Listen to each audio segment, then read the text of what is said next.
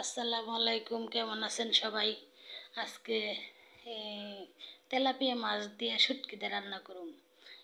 আলু বেগুন দিয়ে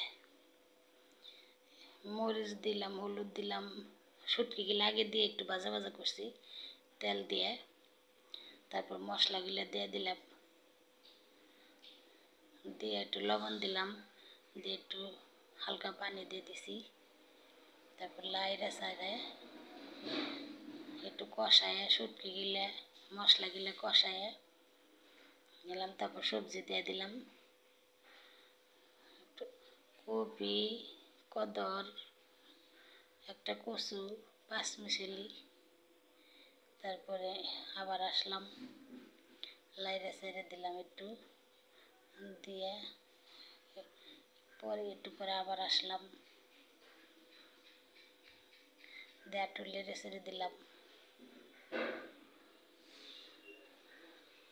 তরকারি গেলে কষানো হয়ে গেছে আমার, শুটকি দিয়ে তরকারি গেলে কষাইছি। তারপর মাছ দিয়ে দিলাম। মাছ দিলে একটা মাছের গ্রান আসে অনেক সুন্দর, এই ছোটো শুটকি দিয়ে তেলাপিয়া মাছ দিয়ে। হালকা একটু পানি দিয়ে দিলাম, আমার কষানিতে তরকারিগুলো সিদ্ধ হয়ে গেছে, অল্প একটু পানি দিছি, দিয়ে এই যে মাছগুলো দিয়ে দিলাম। এই যে আমার তরকারি হয়ে গেছে।